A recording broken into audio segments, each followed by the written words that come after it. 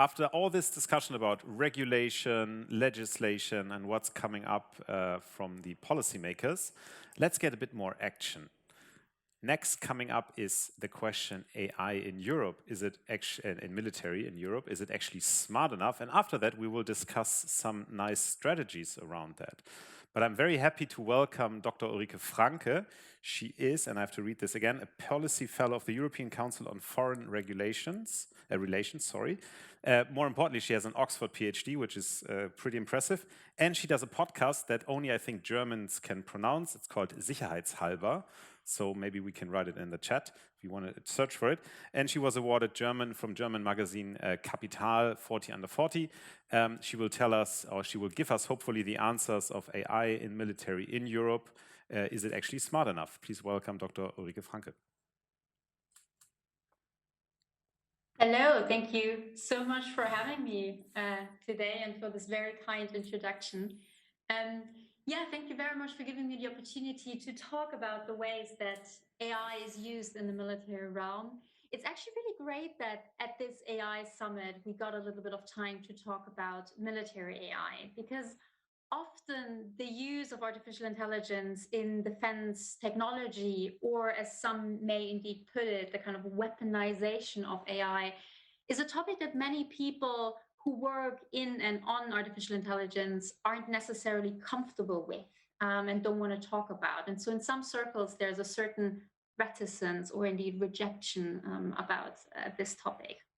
But as I will show you over the next few minutes, this topic really does concern us all. So it does concern the AI experts and the developers from other fields, and depending on how the development goes, it may indeed concern, well, pretty much everyone who's listening here today, because it impacts warfare, the likelihood of conflict, and potentially even international balance.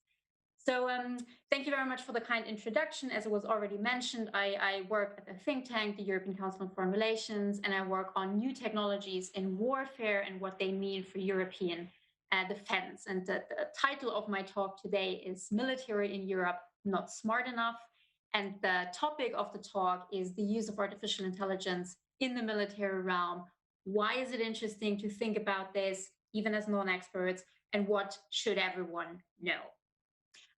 I've decided to use my time to share 4 observations with you, basically 4 ideas that I hope will be takeaways from you that you remember even after this talk is done. And I'll be spending about 4 minutes on each of those 4 points, which I think is somewhat digestible over Zoom, because we all know that this is a bit tricky to follow. So the 4 points I want to make, and I'll tell them to you now and then go into more details, the following. The first is, there are lots of ways that artificial intelligence can be used in the military realm, and we actually already have quite a bit of AI in the military realm. The second point I want to make is that civilian AI, if there even is such a thing, given the kind of dual use nature of artificial intelligence, civilian AI can be militarized and weaponized. And I think that's really important to talk in this forum. The third point is that AI is likely and almost certain really to have quite a fundamental impact on warfare, and it also has the potential to have a big impact on global stability, and that's definitely worth discussing. And then fourth and final, the political realm in Europe is somewhat unwilling to discuss military AI publicly, with the exception maybe of France and the Netherlands. And this is despite the fact that this matters for us and that we are indeed already developing these AI-enabled military systems. So I think that's worth noting. All right, well, so let me start with my first point, which was that there are lots of ways to use artificial intelligence in the military realm, and we already have AI in the military realm. Artificial intelligence, as you are all very well aware, is a dual-use technology. Some even call it a multi-use technology. So this means that this is a technology that can be used in all kinds of different ways, both in the civilian and the military realm. And like it is the case in the civilian realm, in the military realm, there are also lots of different uses. So AI isn't like one system, one technology that is now being introduced, but more of an enabler, a bit like electricity or the internet, the computer. So we're going to have a range of ways that AI is used in the military realm. So what are we seeing? One of the big areas of interest is with regard to intelligence, surveillance, and reconnaissance. That's also abbreviated as ISR. And here you have basically AI-enabled systems that go through the lots of data that military operations produce. And one prime example of this is, for instance, the hundreds of thousands of hours, if not millions, that military drones are producing, the kind of video hours that military drones are producing. And you don't always want to have a person watch these and then look at these. It's going to take ages. Using AI to kind of shift through this big data is extremely interesting from a military point of view. Another area of application of AI in the military realm is in logistics. Now, logistics is one of those areas that tend to be undervalued when it comes to military operations, but it's actually super important. So AI can help here with predictive maintenance. So it tells, for instance, an airplane when which part needs to be replaced. It tells the military which parts need to be in storage, these kind of things. Efficient shipping, autonomous transportation system, all very important, and it makes military operations cheaper, more efficient. It's generally really useful.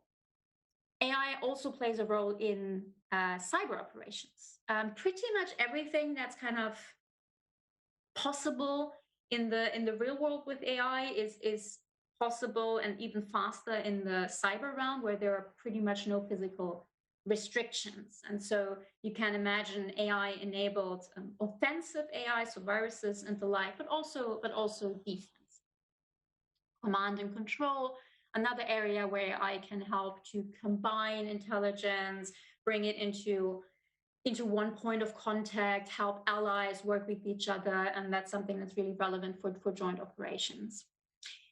Swarming is another area where AI can help to really develop a new military capability. So you may have seen the videos of drone swarms, so lots of systems, lots of units, for example, drones that work with each other, look like bird swarms, interact with each other. And this may eventually really translate into a new military capability where the armed forces can surveil a territory with a drone swarm, for example. Another really important area where AI can influence military systems and military operations quite a bit is when it comes to autonomous systems or semi-autonomous systems. So just to give you a sense of this topic, right now, about 2/3 of what the United States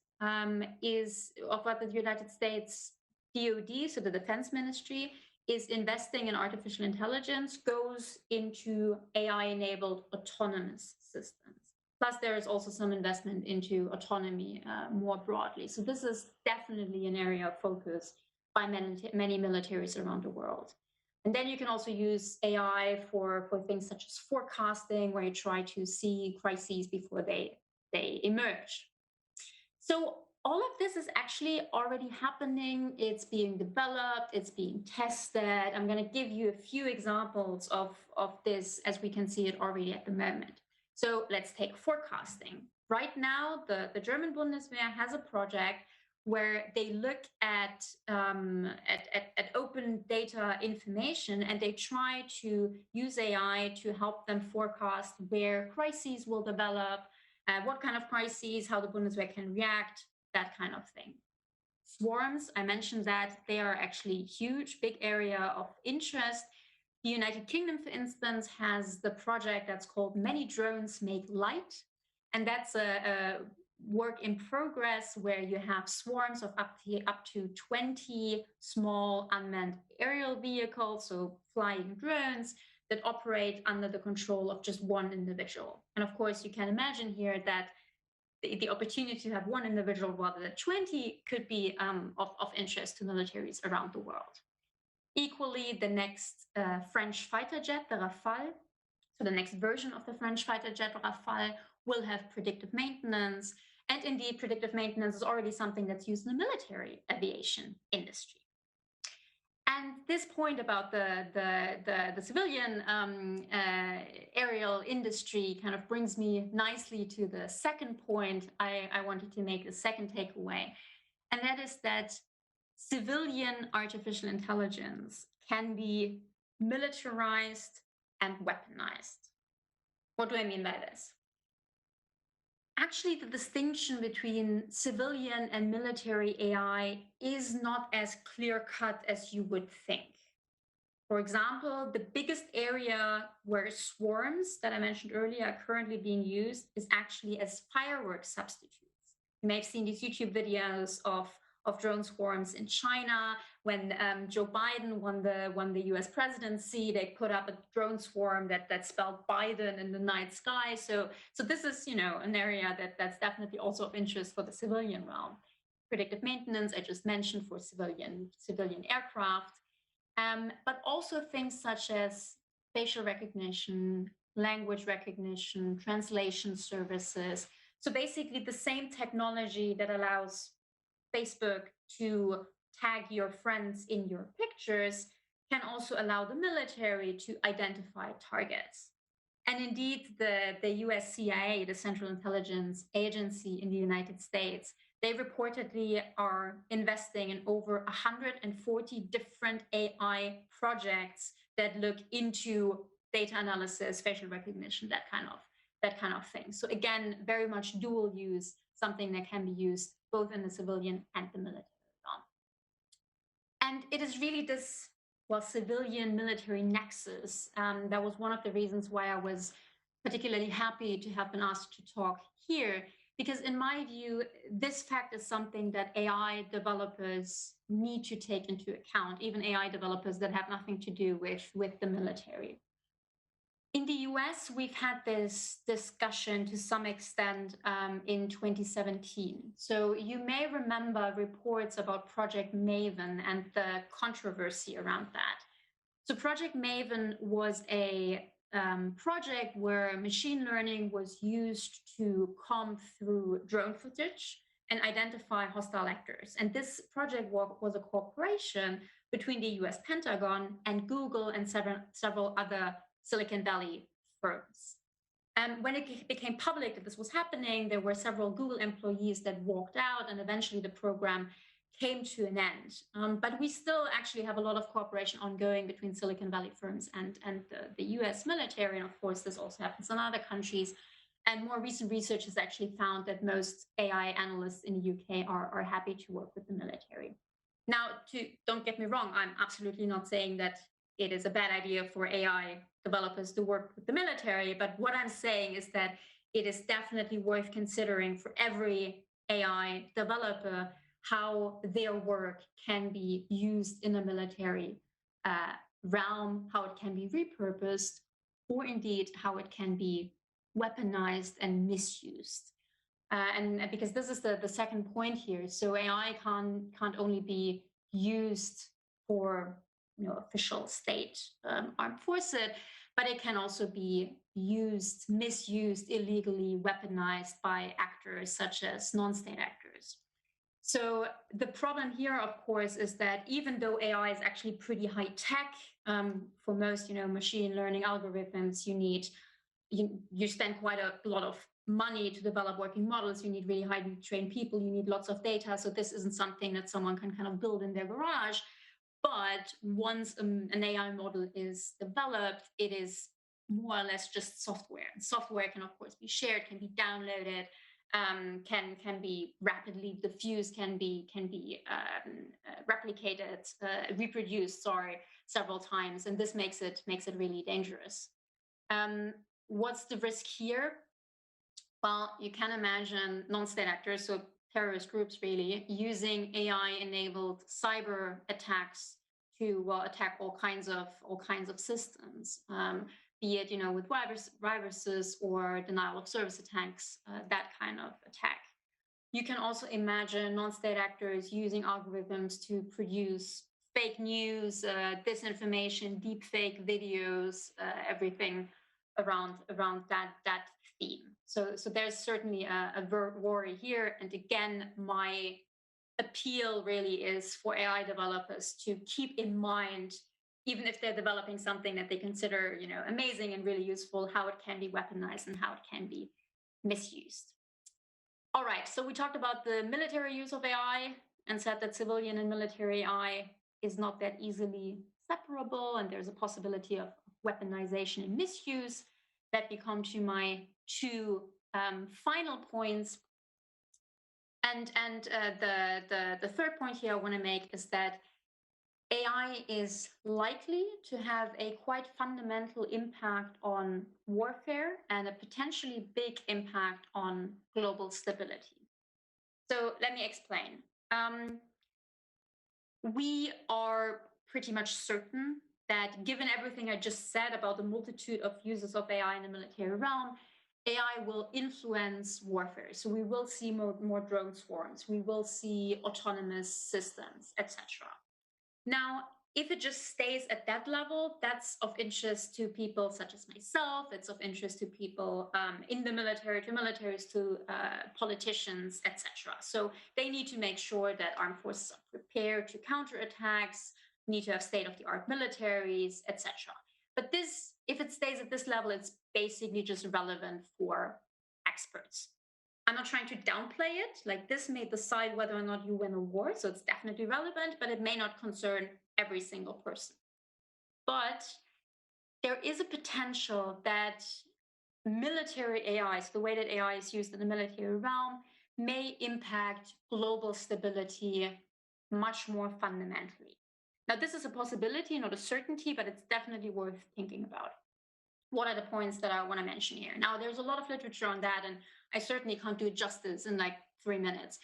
But just to give you a sense, so one concern that strategists have is that with more AI-enabled systems in the military realm, especially more AI-enabled sensors and the ability to go through lots of data that I was just mentioning, we could end up in a situation where the nuclear deterrence that we currently have, where we have countries with second strike capabilities that are able to deter any kind of attack on them because they can guarantee that they're going to fight back, that we are undermining the system of nuclear deterrence. Why? Well, because AI could help to make the oceans transparent. This means that you would have AI-enabled sensors, again, AI using all the data that they're getting in that they're analyzing all this data, and that this may eventually allow to know where submarines are that are carrying nuclear weapons. And this basically means that countries won't have the ability anymore to do second strikes or to react if they are attacked. And this would basically change the way that our current security system operates. So that's certainly dangerous. Other examples of way that AI-enabled military system can really have an impact on global stability is through so-called flash wars. So here the concern is that if you have more and more autonomous systems, they may react to each other, and you may have a situation where there's an incident. It could be an attack, but it could also just be a misunderstanding, really. You have an incident where something happens, an autonomous AI-enabled system, military system reacts to that, for instance, launches an attack, another autonomous system of an opponent reacts to that, and within a very short time frame, you end up in a flash war, as we call it, so a war that no one wanted. The term flash war, by the way, comes from flash crashes, which we know from the financial market, where you had these automated or autonomous systems that kind of reacted to each other in this way and crashed the stock market within a few seconds. Arms races are something else that are really, really worrisome. I'm happy to talk about this in the Q&A if we have the time. But before my time runs out, let me very quickly come to the fourth and final point I wanted to make. And this is an observation of mine that really has come out of the work I've been doing. And that's Europe. The political realm in Europe is somewhat unwilling to discuss military AI publicly. And this is despite the fact that, well, A, this really matters for all of us, and also that we are already developing these systems.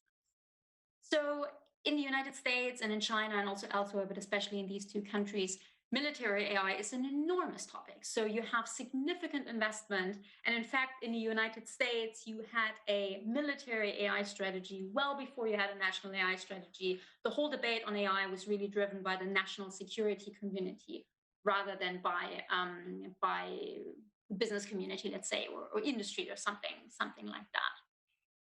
In Europe, that's very different. Again, this isn't, I'm not saying one way is better than the other, but this is an observation. So in Europe, the situation is different insofar as most of the European thinking of AI is really driven from an economic point of view, some extent a social point of view. And I've actually spent quite a long time looking through all the national AI strategies that EU countries have written. And so far, we have 21 national AI strategies in Europe. So kind of policy documents published by EU member states. And of these 21 documents, only a handful, I want to say something like 5, even mention the use of AI in the military realm. And this is even though many of these strategies really cast a wide net and really discuss all kinds of AI applications, but they completely ignore the defense realm. This is even true for like big military actors. So Italy, NATO's 5th largest defense spender, does not engage with this topic at all. Germany has one sentence in their national AI strategy on defense. So there really isn't that much there. The one big exception is France. France is the only country in Europe that has published a military AI strategy to this day. They also designate security and defense as one of the 4 priority AI sectors for industrial policy. The French Ministry of Defense wants to spend 100 million euro per year on AI research. So there's definitely a focus there. But yeah, to the States, it's pretty much the only European country that focuses publicly on this as much. The Netherlands are currently kind of following that lead, but this is basically the current situation. And this is, and I'll end on this, this is the case even though we actually have quite a few big ticket military development items, military systems that are being developed in Europe that involve AI and use AI. Be it, for example, the Franco-German-Spanish Future Combat Air System, or FCAS, a new fighter jet that is supposed to have drone swarms and a combat cloud. We have several unmanned combat drones in development in France, the Neuron, in the UK, the Taranis, so all kinds of different systems. And yet, even though the industry and the military are kind of, thinking about this and moving along with this on the political level, we don't really talk about this so much, or I would indeed say sufficiently. I'm going to end here because I've run out of time. Let me reiterate the 4 points, because again, I think it's hard to follow these kind of talks over Zoom. So what I really wanted you to kind of remember from this is that there are lots of ways to use AI in the military realm, and we're already seeing lots of them in development. Civilian AI, maybe the AI that you are kind of developing, can be militarized or weaponized, and that's something to keep in mind. AI is likely, if not certain, to have quite a fundamental impact on warfare and may potentially have a very important impact on global stability, and therefore is of interest to us all. And finally, the political realm in Europe remains somewhat unwilling to discuss the topic of military AI publicly, despite the fact that this matters for us and that we are developing these military systems. And I am basically trying to change this with presentations such as this one. So thank you very much for taking the time to listening to me. And maybe we have a minute or so left for questions. Thank you. Thanks a lot, Ulrike. Actually, we have some time. We have more than 5 minutes. But thanks for this highly energetic talk. I was very inspired. There's a lot happening. Wow. Maybe you can also share some sources where people who are interested can read about this, maybe in a chat or something later. We have actually 2 questions. One is about possibility of AI-driven terrorism or hacking military AI. I guess that's the same for corporates, but here the threat would be even more severe. Do you know anything about that and how states are prepared? Yeah, so that's a concern. That was basically the point I was trying to make by talking about weaponization or misuse of AI.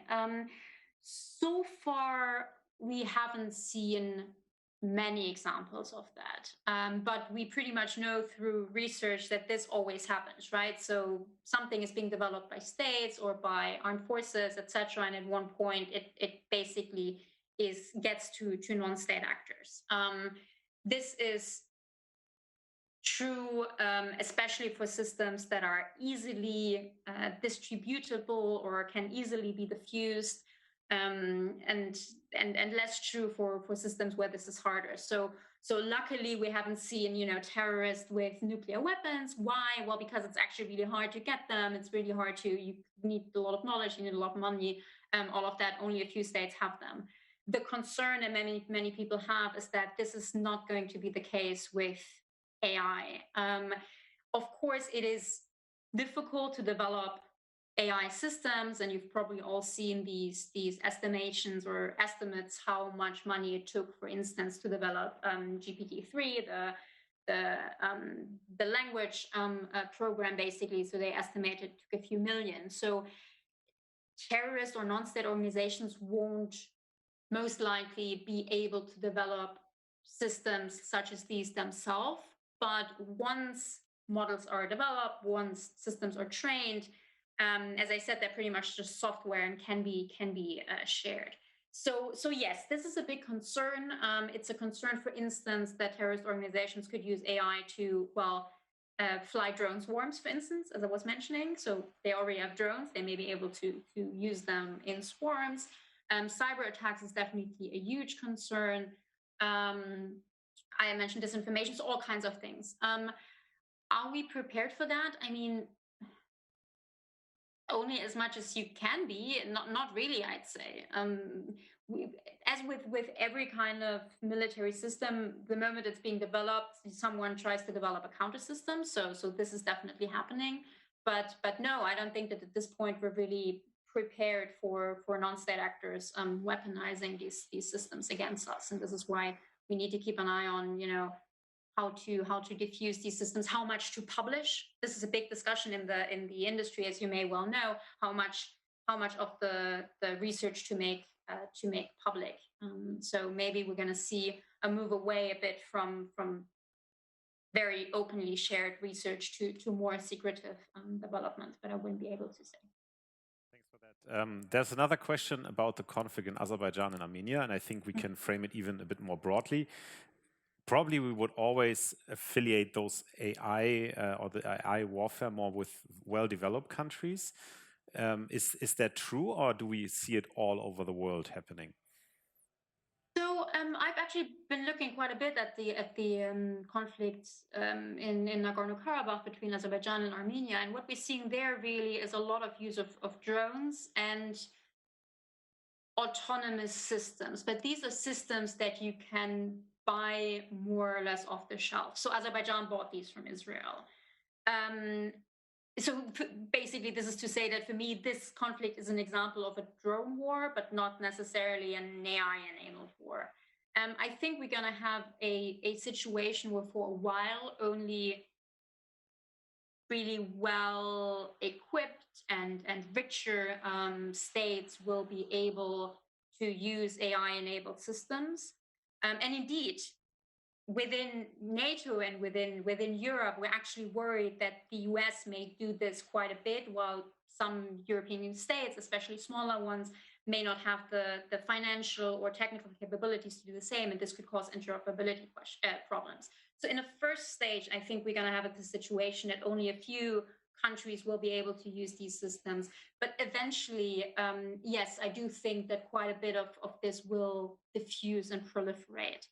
Again, because this is, even though it may be high tech, it can be exchanged somewhat more easily than other systems. So Azerbaijan will never get an aircraft carrier because it just doesn't have the means. But getting an AI-enabled program that allows them to combine their drones, or indeed getting an AI enabled cyber or something like that is going to be much, much easier. So yes, I think eventually we're going to see the fusion and proliferation, but it depends a bit. I'm sorry that I'm not being more clear, but it depends a bit on which program or which system exactly. Cool. And then thank you very much. And for the end, your Christmas wish. What would you wish that would improve for AI in the military, maybe, that other people that are listening should do or could do?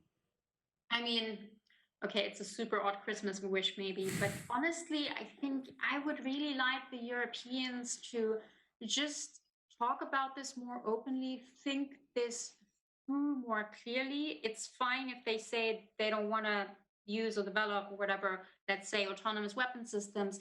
But this approach of basically head in the sand, if we don't talk about it, it won't be relevant. I think that's really dangerous and not very helpful. So under my Christmas tree, I want loads of military AI strategies, I guess. I guess my son would agree with you. Thanks so much, Dr. Ulrike Franke, for this. And thank you My for your pleasure. time. Thank you.